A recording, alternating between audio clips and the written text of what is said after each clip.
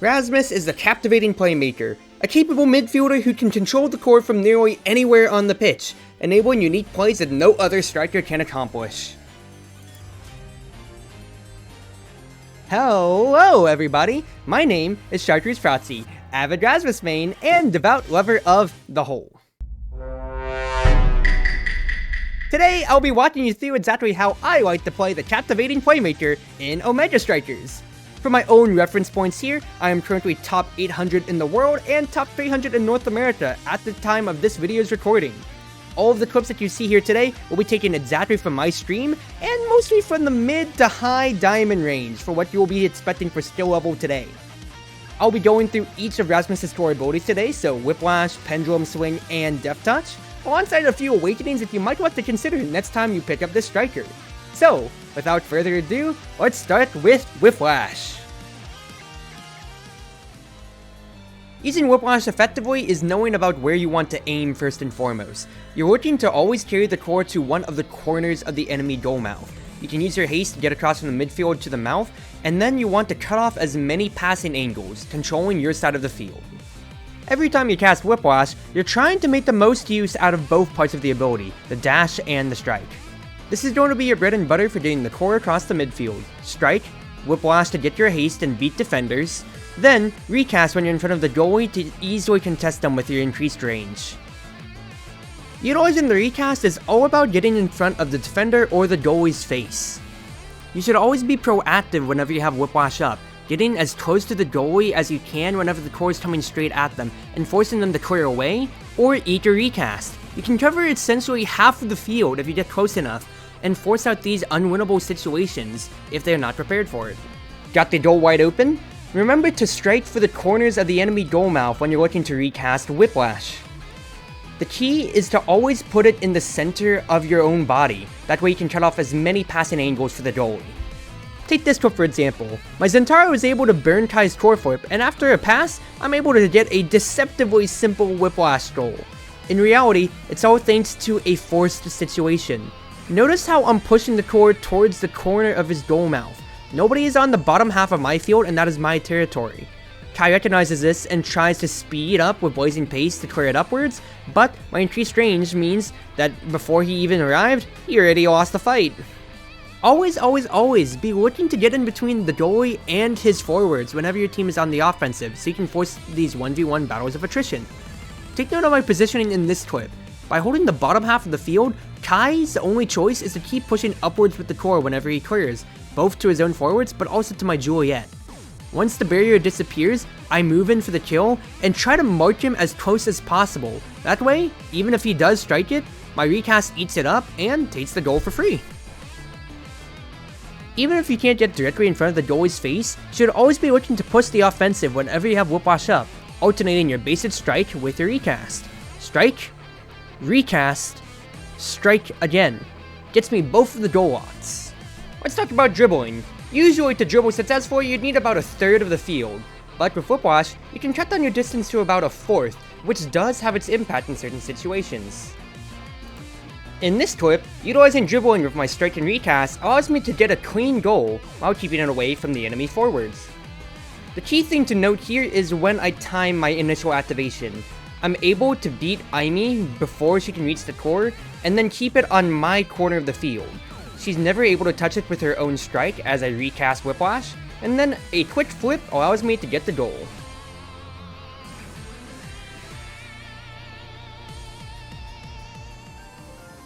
Alright, let's talk Pendulum Swing. You'll want to get used to comboing your strike and your Pendulum Swing one after another, like a Juliet Dash Punch. The first and obvious use of it is that you'll always be hitting the sweet spot of your Pendulum Swing, meaning that you can get the core a little bit more of a speed boost.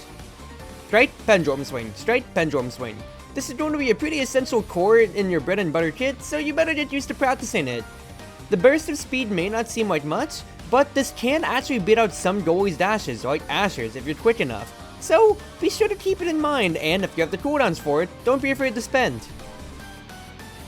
Secondly, Pendulum Swing offers itself as a great brute force option against the goalie. The key here is to look at where the goalie and the core are going to intersect with each other in their path. You're already going to be directing core in one direction wherever the sweet spot is, so just look to hit the goalie as your main focus. Once you destroy the barrier, now it's time to use the rest of your kit to finish what you started. Once the cores are already headed in the correct direction, all you need to do is space yourself properly to stun the goalie.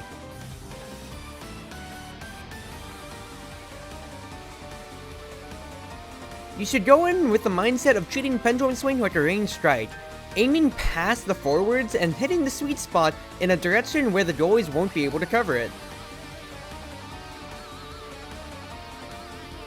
Don't forget to share the love with your fellow forward. If the core isn't being passed to you, instead wait for the right moment to stun the goalie as the core is being sent on its merry way. Pendulum Swing can also be used to punish goalies who are standing too far into their own goal mouth. You can spot this KO opportunity by lining up the two corners of the enemy goal mouth while it's open. Pendulum Swing has enough knockback on its sweet spot to KO any goalie in there. Defensively, Pendulum Swing is able to deny a large amount of space thanks to its line hitbox. You'll want to treat it kinda like as if you're playing Kai goalie by aiming vertically directly up or downwards.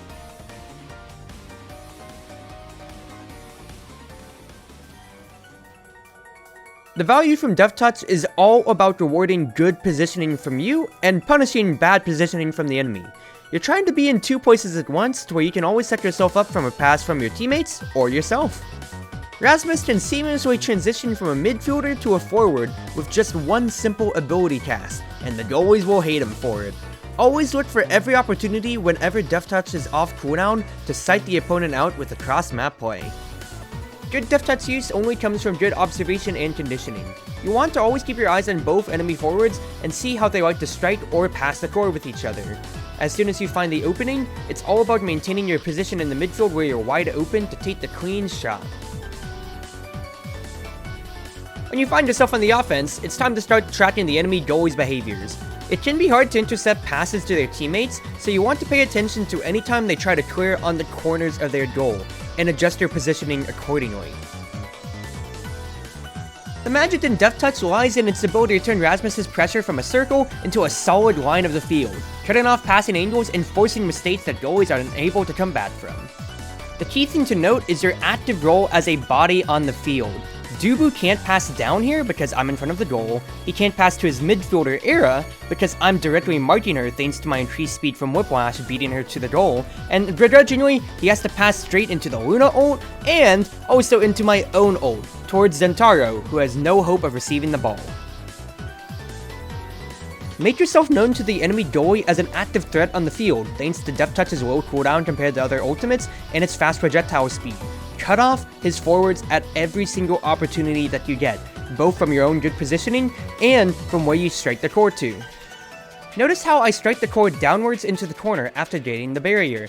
Not only does this stall for time and allow the goal to fully open up, but it means that Kai cannot pass to his Vice as I am actively man marking her. He has to keep it in the corner and hope to get it to his Juliet, which I can easily cut off with my Deft Touch angle. When looking for these opportunities, follow the same rule of thumb as Whiplash. Constantly aim for the corners to give yourself time to reposition before pulling the core back to yourself for an easy open goal.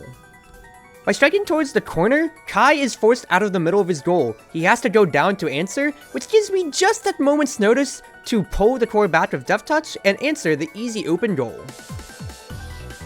Even though you can make these round-changing plays, you don't have to be a perfectionist about it. Just getting the goalie slightly out of position due to wasting an ability, or moving to an area where the goal was unprotected is enough. At the end of the day, it's not you trying to beat the goalie, it's you trying to outsmart the goalie. You're the one about to receive the self-pass from Deft Touch, so you need to make sure that you're wide open to receive the timing when the core starts heading your way. To get better at this timing, I strongly advise you go into the practice duel and practice self-passing to yourself, both off the corners of the enemy goal and when you're entering the goal mouth itself. Being able to mind game the enemy goalie and force these weird 50-50 situations with your ultimate is a blessing in disguise that many people won't even consider. It gets enemies out of position, allows you to burn their own defensive abilities, and sometimes get in their head on where you're really going to pass to at the very end. The corners are your friends in these situations. They easily buy you a few extra seconds to reposition yourself, or the goalie frantically tries to waste their abilities or move in a completely different direction to cover for where the core is headed.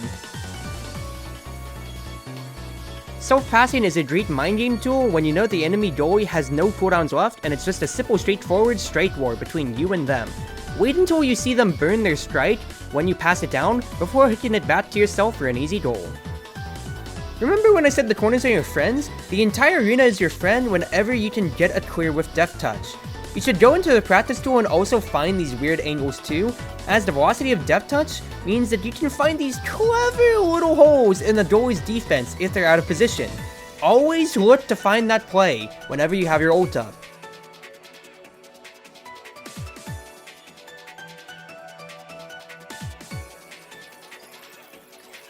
If I'm currently playing defense on my side of the field, I am aiming a little before the goal mouth markers.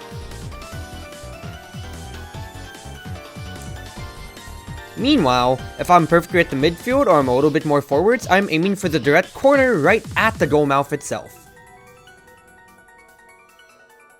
One nice feature of Deft Touch is its ability to be an on-demand stun at point-blank range. Use Deft Touch like this if you're not properly spaced for Pendulum Swing, or if you see a prime opportunity to just slide the goalie out of position, away from a crucial strike to save a barrier or a goal. Move up from the midfield to try to spot these prime opportunities when there's nobody between you and the goalie that you can easily hook out of position. Either that, or if you're playing forward and you can see a corner angle, hook the goalie themselves before sending it right past their feet. Alright, let's talk about Awakening Draft, and what you should be shooting for as a Rasmus player. What makes him unique from the other strikers on the roster is the fact that his kit covers almost every single keyword featured in-game, meaning that no matter if you're first or last on the pick list, you can always index into almost every single kind of build, and still come out as a very functioning striker who can excel in certain situations. But, if you haven't seen my video on a very certain one yet, roll the tape everybody.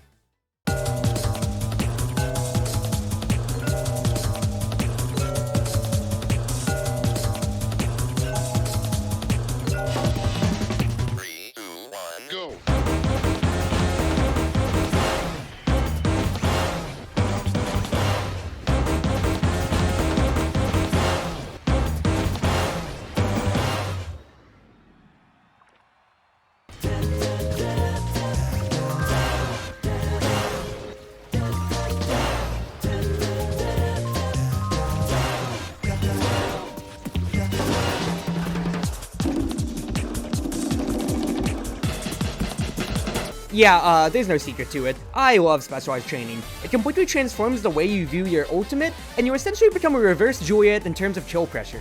Normally, you and the opponent would have to stand on the exact edge of the map, opening you up to the exact same cheesy kills that you're already fishing for. But, with specialized training, your range is the exact same as a Juliet's, up to where the midfield orbs spawn, meaning that you can always gauge it on every single map without fail, and find these quick and easy KOs. If you have a very brawl-heavy team composition, the extra damage also helps out with pulling enemies across the pitch. No, I'm 100% serious here. Your range goes from just at the ult orbs when somebody's staggered to actually across the entire pitch. Alright. I think I made my love for specialized training pretty clear there. Now, let's go over the rest of the awakenings in the game and see how well they pair up with Rasmus's kit and what you should be aiming for each and every ability. Starting with Whiplash. Being a haste ability means that you can always index into one of the big three, but each has a different varying amount of potency. Chrono Boost is kind of nice, but it is considered a haste ability for Whiplash, not a buff, so you're not getting that secondary effect. Super Surge is a little bit better, but seeing how the recast is a light hit, you're not getting as much damage as you'd be thinking. So if you're looking for one of these in a draft, you are looking at Aerials, as the added projectile cast range means that Deft Touch is also getting buffed when you're taking this, not just Whiplash. Rasmus is a big purveyor of size awakenings, and as such, big fish, built differently, and even powerhouse pauldrons if you're playing Rasmus goalie are going to help him out, as this affects Whiplash, and we'll later see in Pendulum Swing as well. These help you cover a lot more range, and helps you out in just covering the field altogether, as a midfielder, and also as a bully if you're being a forward in the enemy's face. Going off of that, Heavy Impact is pretty good as well, as if you're going to be hitting the core and somebody when you're dashing up with it, means that you'll always be getting that nice cooldown reduction. It's pretty nice, even if it's just a light hit. And Quick Strike helps you out with your constant pressure combos. Strike, recast, strike, strike, strike. Eventually, you'll be able to incorporate Core Flip with that, with the extra energy that you are generating. Now, Pendulum Swing. Like I said, this also benefits from size awakenings, meaning that if you get any of those, well, 2 plus the goalie gear, if you're playing Rasmus goalie, because it actually is viable, you are looking at Big Fish and both differently as pretty good pits for just helping you at an all-round situation here. Heavy Impact helps out pretty well, since you'll be striking the core and the goalie, or the core and the forward to get it past them constantly in a dream world if you're lining everything up. And as such, you'll also just benefit from the stats standard Prime Time, Rapid Fire, and even Gloss Cannon, funny enough, as this extra speed, if you're not being focused down, will help you space yourself out to constantly land these sweet spots, and never landing that light sour hit. Because of that, Tempo Swing actually synergizes pretty well, in the same vein as Heavy Impact. You'll be constantly hitting 2 things at once, the core and a goalie, or just, 2 people at once if you're pretty lucky in that. So you'll be constantly proccing this, and it's why it synergizes pretty well with Siphoning Wand if you're going for a pretty brawl-heavy composition. Finally, we're looking at the special once more, and I will always advise, once again, for specialized training. Extra special, again, is always going to be pretty nice for you, so you'll never turn that down in a good situation. But the unique thing about Death Touch is that 2 patches ago, when this video was recorded, Death Touch got a secondary keyword now of creation. It's a projectile when it's being sent out, but if you miss and it settles onto the field, it is now considered a creation, meaning that you can actually index this ability into 2 different build paths. You can go for Timeless Creator, Monumentalist, and Cast Last, if you want to be able to leave this on the field and just be a lingering presence, a secondary pass, opening you up to just get in the goalie's face and really force the forwards to have to pass in awkward situations, or straight into your own ult. But I do come with this as a word of warning. Make sure that your passing lane is open and nobody is between you and your Death Touch intercepted. If people see you taking this in the opening draft, it's going to be pretty obvious what your game plan is, so just a word of caution if you try to do this. Now, the other outlying pits on this list here are Missile Propulsion and Deadeye here. Deadeye helps you out pretty well, actually, funny enough, if you're trying to save the core from far away, as in like tossing it when you're on the defense and then you move up to the midfield, as before overtime, this is the strongest hitting ability in the game. If you can get Death Touch to impact the core with such speed from 600, meters, or whatever unit of measurement or what Mega Strikers is measured in. This gets you a huge speed buff, helps you get across the map, and if you were practicing those weird demon angles on the corner of the enemy's goal mouth, you are guaranteed a goal if they are not expecting it. As such, Missile Propulsion also helps you out in this escapade in being able to reach pretty much across the entire pitch.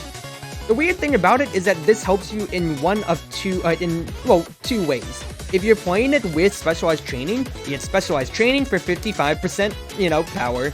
Missile Propulsion adds another 15, and then Pummels adds another, 15. So now you are looking at 85% extra power and knockback. And this is ridiculous for bullying at point-blank range. It actually is hilarious with how much you are pulling enemies now. But if you do miss, well, your Death Touch is way across the field now. So word of caution, be warned. Whatever you're using Death Touch for, if you're looking to pull somebody, make sure you are guaranteed getting them. If you're looking to save the core, make sure you have that clear lane and that you are going to hit the core on the way there. Because missing it, that stinks to see it lingering there across the field. Now, we've already seen a little bit of examples of how you want to piece together the Rasmus's kit, but I'm going to show a few video examples of how all of these abilities can work in tandem to make your presence known from across the field.